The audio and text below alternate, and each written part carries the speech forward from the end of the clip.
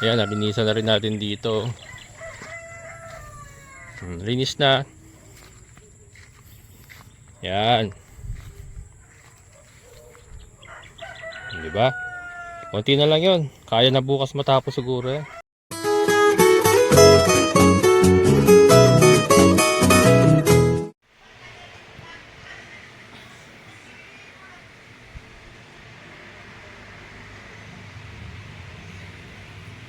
Kaya mga kabukals, umuwi muna tayo.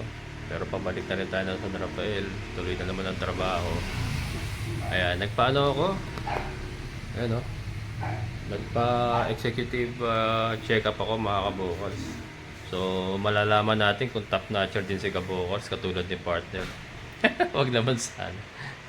Ayan, pagka ano, babalikan ko yung resulta sa baka Tuesday para sabay na check-up kasi yung schedule ng internal medicine doctor sa Tuesday pa. Ngayon ay Sabado. Ayan. So yan po ang ano dito sa bahay. Si partner naman mga kabukals yan. Hindi naman siya alagain talaga. Nakakilos naman yan. Ala-alalay lang naman ang kailangan niya. Si mama, ganun din naman. Pagkatapos maghilamos sa umaga, ay maligo sa umaga, ayan, nakahiga na. Almusal, nakahiga na. Mabangon na lang siya pagkatanghalian. Ayan. So, si Maggie nga po yung kasama namin ngayon dito sa bahay. Ayan, si Maggie, oh. Bagong ligo, fresh na fresh. Umaalimuhuyak. Umaalimuhuyak sa bango. Yan, si Maggie. Nagpahilot ako kagabi kay Maggie mga kabukol. Sarap maghilot niyan. Talagang ano, na kukuha niya yung mga yung mga dapat pisilin, hindi lang basta haplos, talagang ano. So yan, magpapahilot tayo palagi kay Maggie. May extra bayad yung mga kabukol ha. Yan, doon pala sa gusto magpahilot kay Maggie. Magkano rate mo, Maggie? Full body? Ha? 200 mga kabukal. So yun, may extra yung mga kabukas. Binabayaran natin siya ng extra on top sa sweldo niya, yung pahilot niya sa atin.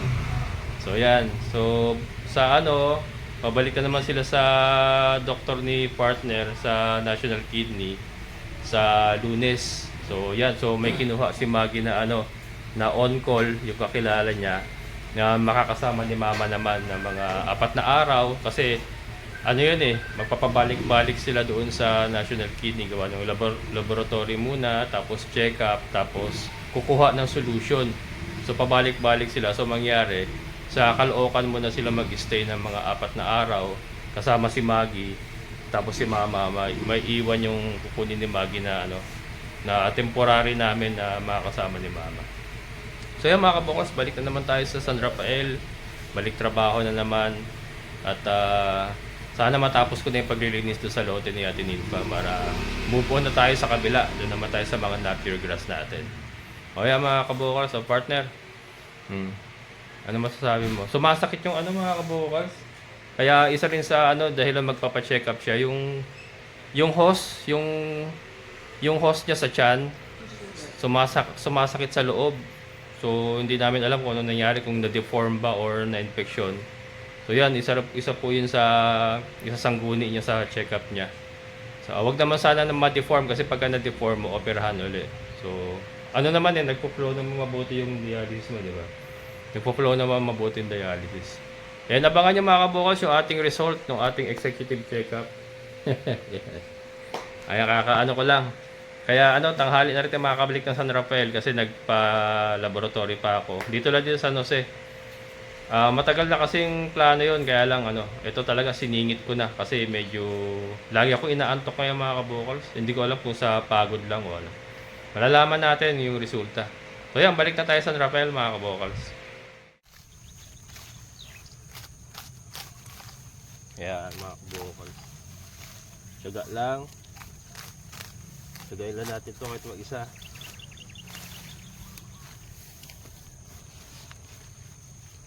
Ngayon naman hindi na makakatubo ng mabilis yung mga damo kasi na yung tag-ulan patapos na yung tag-ulan madali na mamimaintain.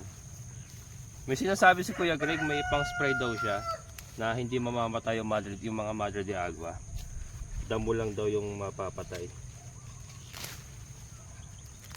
Parang ano, herbicide na ano. Kaya lang, ano daw, matutuyo din yung mga dahon. Mamamatay din yung mga dahon. Pero yung mismong puno daw, hindi naman daw mamamatay. So ganun din, kailangan kong harvestin muna yung mga dahon kasi sayang naman eh. Dami na yan eh. Kailangan ko harvestin muna. Tapos tignan ko, pag grass cutter ko, grass cutter ko muna. Tignan ko kung ano, kung mas maganda pang pasper yan para ano, para hindi kaagad tumubo yung mga damo. Kasi nga plano ko taniman ko ng kalabasa. So maganda, malinis talaga, walang tumutubong damo. Tapos tanim ng kalabasa sa talbos. Yung kasi pwede itanim dito eh, kasi kumakatay lang yun sa ibaba eh. Yung mga Madre de Agua natin matatangkad na ito eh. Maganda yung kalabasa.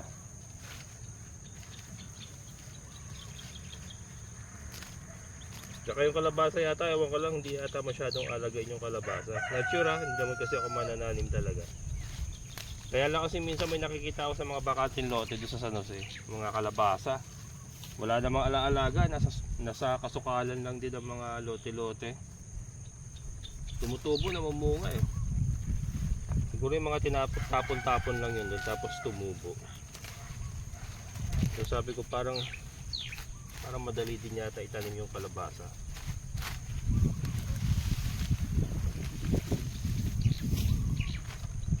Hindi na to, sasabuyan natin ito ng ano, yung mga ipot na nakukolekta natin dyan sa mga paitlugin natin. Diyan natin kakalat ito para tumaba yung lupa. Kasi parang ano eh, parang hindi maganda ang lupa rito. Kung ano naninilaw yung ibang mga Madre de Agua. So pagka nilagyan natin ang ipot dyan, panay-panay natin lalagyan, tataba yan. Ayoko kasi gumamit ng mga synthetic eh. Para ma-preserve din natin yung ano, yung lupa.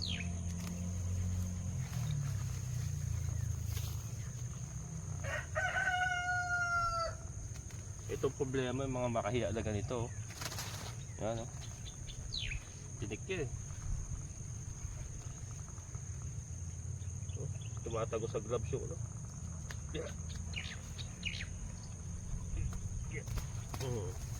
Kailangan mabunot yung ugat kasi tutubo uli pag hindi nabunot yung ugat. Problema dami. Ito magpapabagal sa ating mga kabokals. Ito yung mga matinik na ito, hindi makuha na mabilisan yan. Masakit eh. Ito na ilabas ko na oh. Maliit lang yan oh. Kung hindi natin na ilabas yan, pag dinaanan ko ng grass cutter yan, putol yan. Hindi kita eh, natabunan kanina.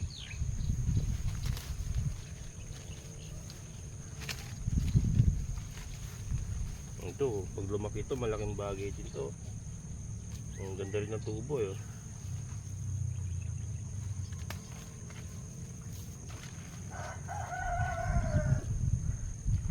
Madamo-damo pa. Oh.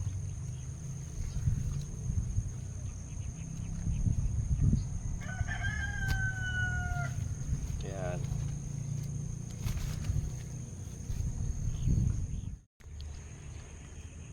Mga kabukas, kailangan kong daanan muna ng ano, grass cutter. Nagkasira-sira ng gloves ko. Ang ano, mga makahiya, mga kabukas to. Ang hirap.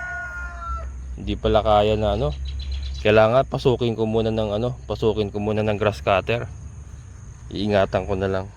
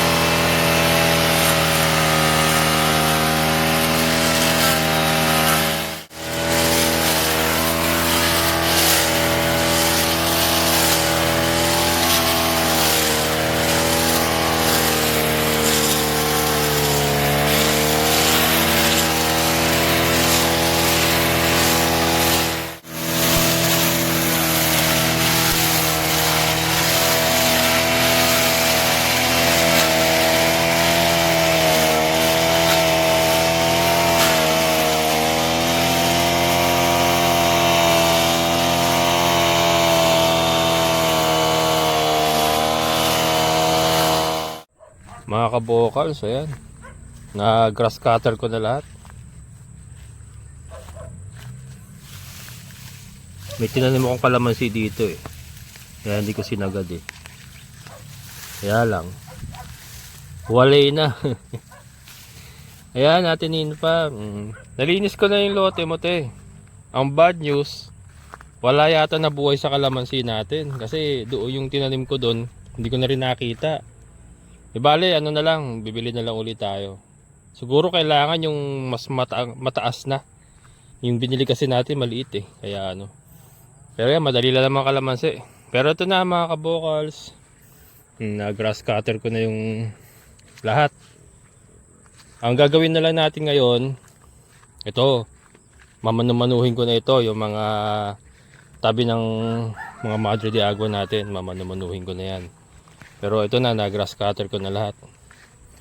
May mga casualty katulad nito, ayan. Hindi maiwasan talaga yan. Ayan.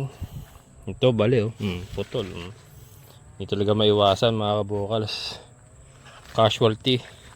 Okay lang yan. Tutubo naman uli yan.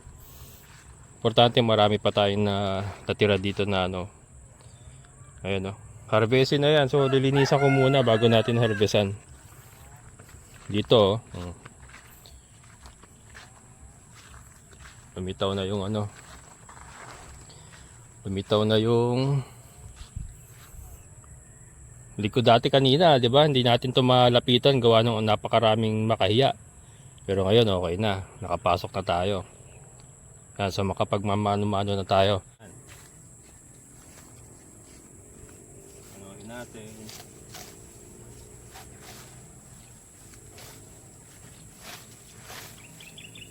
Maano pa rin, matinik pa rin, pero at least hindi na gano'ng katindi. Kanina talagang hindi mapasok eh.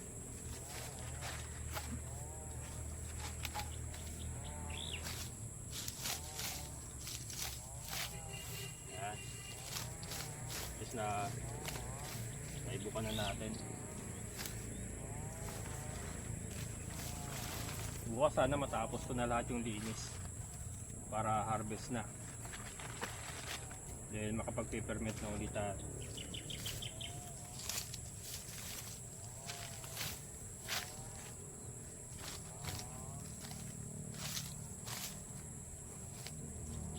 Dito pala maganda magtanim ng ano.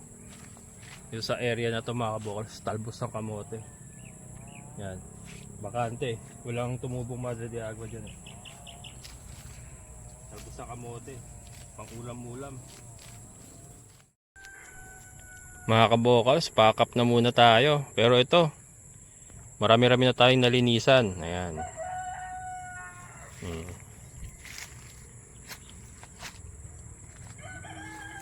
Ayan mga kabokals. Tumalon ako. Tumalon ako sa kabila. Inuna ko muna sa kabila uli. So ito, kasi madadali na lang ito mga kabokals eh. Madadali na lang yan. Merong mahirap kasi dito na inuna natin. Ito. Napakasukal to na nakaraan. Ayan, okay na. Nahawi na natin. Oh. Ayan. Ito pa yung isang trabaho kaya lang hindi na kinaya. Pakap na muna tayo. Ito. Itong tumpok na ito. Ang ano, ang daming makahiya. Ayan oh. Hanggang sa loob yan mga kabokals eh. Hanggang sa loob. Kailangan linisan. Ito, ang dami kong makahiya nakuha. Oh. Ayan, galing yan dyan sa loob. Oh. Puro makahiya. Ayan, oh. Pero ito, ayan, nalinisan na rin natin dito. Linis na. Ayan.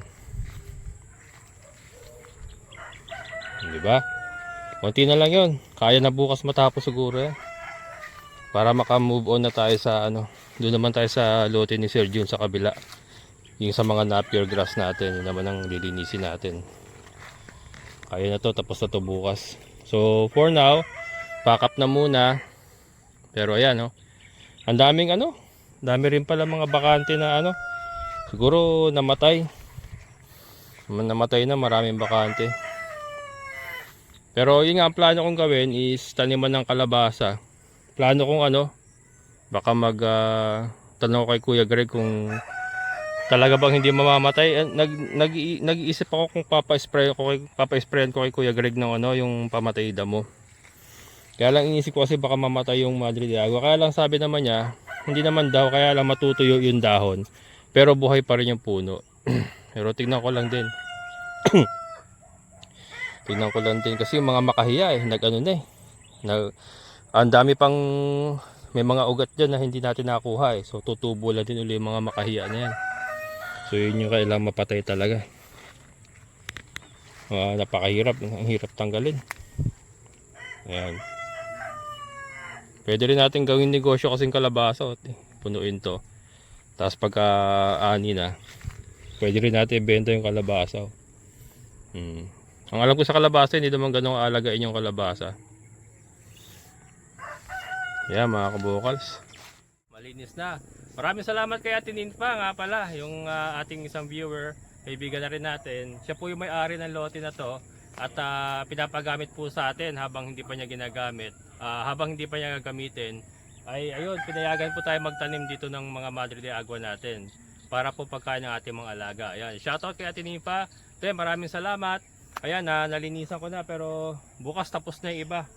At ito mga damo siguro mga kabukal, sayaan lang natin, kalat lang natin dito para ano rin para hindi rin kaagad tumubo yung mga bagong damo na tatakpan niya. And at the same time magiging pataba pagka yan ay nabulok. So yun mga kabukals, yung may mga baka-bakante siguro ano na lang natin, tutusukan na lang natin ang mga panibagong Madre de Agua. Ayan, so again, bago tayo magtapos, doon po sa mga interesado po sa mga high-end properties, please visit yung website ng pinsan ko, propertylistingsph.com. Doon po makikita nyo yung mga binibenta nila mga high-end properties sa Quezon City at sa iba pa pong mga lugar. Ayan, propertylistingsph.com. Ayan. So mga kabukas, maraming salamat sa inyong muling pagsama. Sa lahat ng mga solid kabukas at mga solid viewers, maraming salamat. Patuloy lang po tayo sa pagsisikap, hindi tayo titigil. Hanggat kaya pa natin kumilos, sige lang na sige. Arya lang ng arya. Ayan, maraming salamat. Siyempre sa ating kaibigan po, Sir Boy at Sir, thank you so much. So muli, ito yung kabukas farmer, nagsasabing sabay-sabay tayong mangarap, magsikap at kumilos. Siguradong ulad ang ating amazing na buhay. Bye-bye!